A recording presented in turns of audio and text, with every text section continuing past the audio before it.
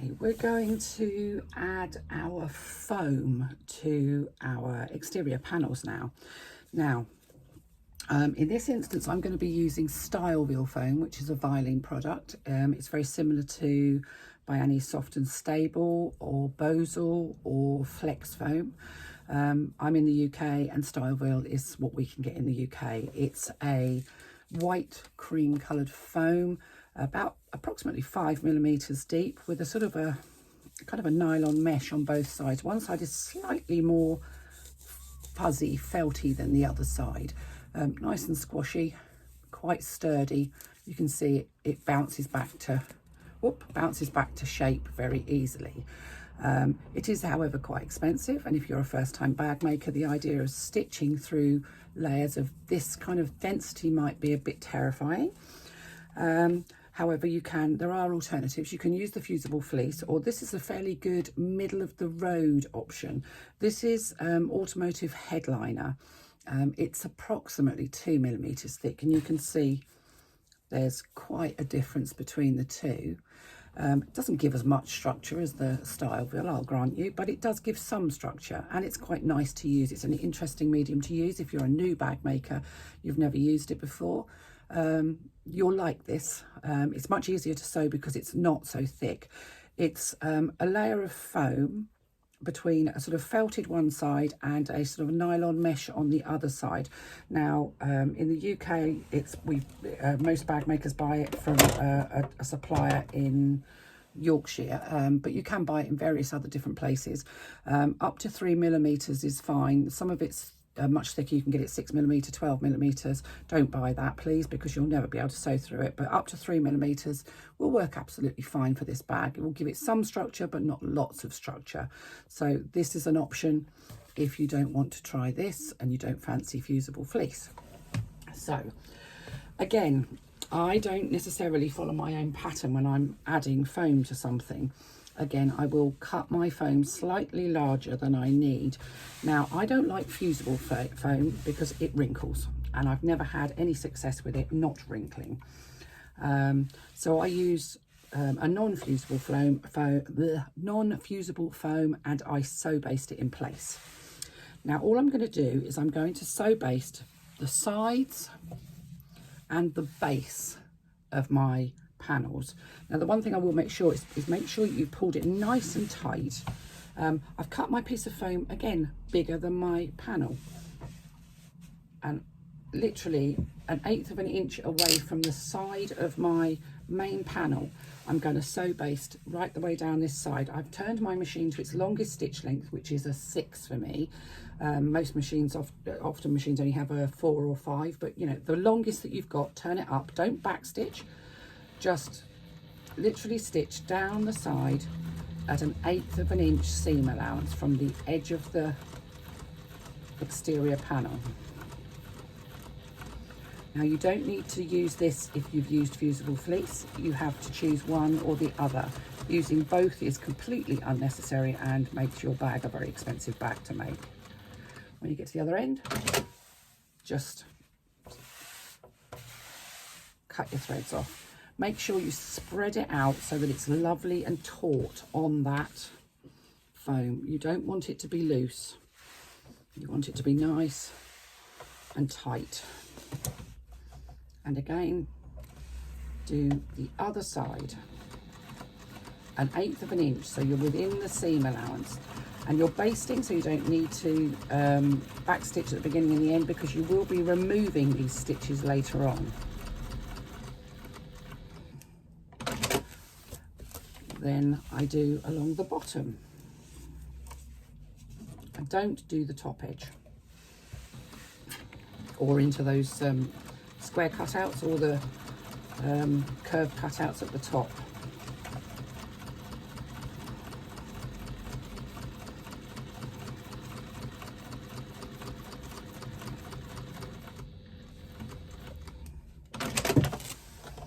Once I've done that, I then use my scissors to trim away the excess foam. Don't throw the bits away that you cut off though. You can use those inside rolled handles, all sorts of different applications for bits of foam like that.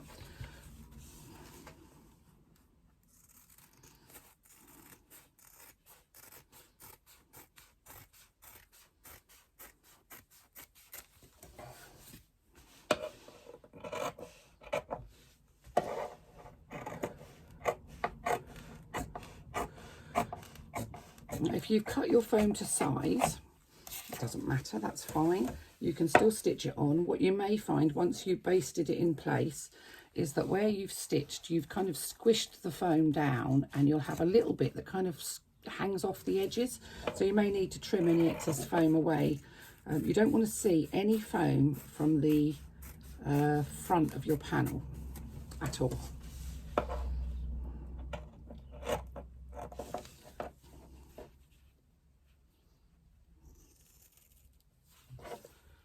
Some people tell me that this is wasteful, but this is just how I just find it's easier to do this way for me. You can follow the instructions in the pattern if you prefer, or you can try it this way.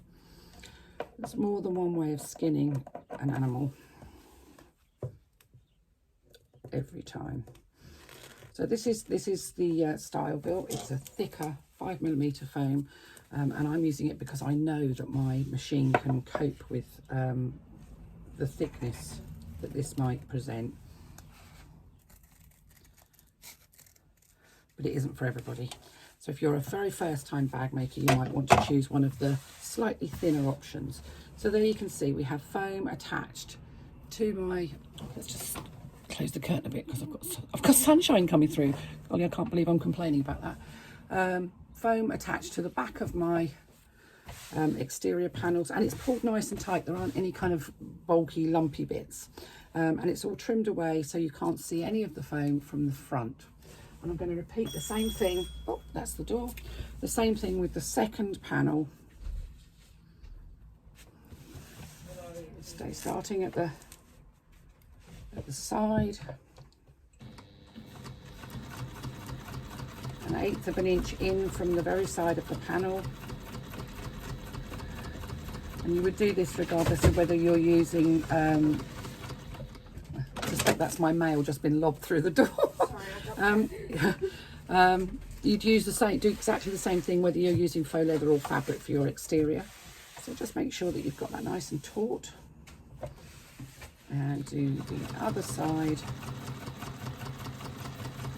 So just remember you need a nice long stitch length, because you're going to be taking those stitches out in a little while, so you don't really want lots of little tiddly widdly stitches, because that's just hard work. And along the bottom,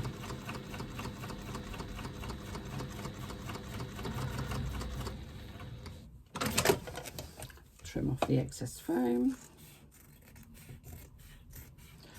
Now, one tip I will give you is that when you're basting, it's actually quite a good idea to use a different colour thread, something quite bright, because then you can see where your basting stitches are.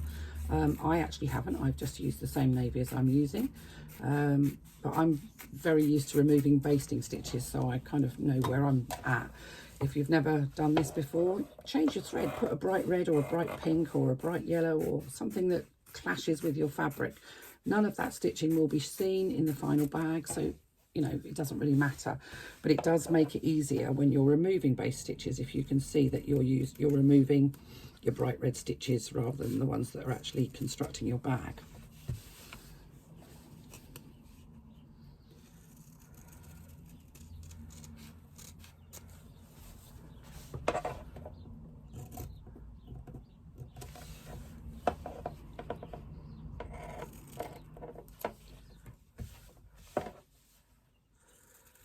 These little squares of foam that you take out of the bottom here are really good for adding behind magnetic fasteners. So when you use a magnetic fastener and you need a little bit of extra stabiliser behind it just to make sure that it's sitting right, little squares, I keep all these little squares for that. So yeah, don't throw things away. There's always another use for them. And there we have my two exterior panels with their foam adhered. Now, if you're making in faux leather, you may not want to use the thick foam. I've done a couple with headliner, and I've done one with thick foam. And the thick foam was quite a challenge to sew, but it works beautifully. If you use, you can actually do, if your faux leather is quite thick, you can actually do it without anything other than the woven fusible on the lining. Gives you quite a nice slouchy bag. But you need to kind of know your faux leather to know whether you can or can't, and you also need to understand what your machine's capabilities are. So there we are, quilting cotton, woven fusible interfacing and foam. And that's my exterior panels completed. Now, if you've done the weaving, if you've done the step up and you've done the weaving, you're going to be doing exactly the same. If you've added the triple pocket to the back, or even to the front if you've chosen to, again, exactly the same. You'll do your pocket first and then you'll add your foam afterwards. And there we go. My exterior bits are done. Now I need to make my strap connectors.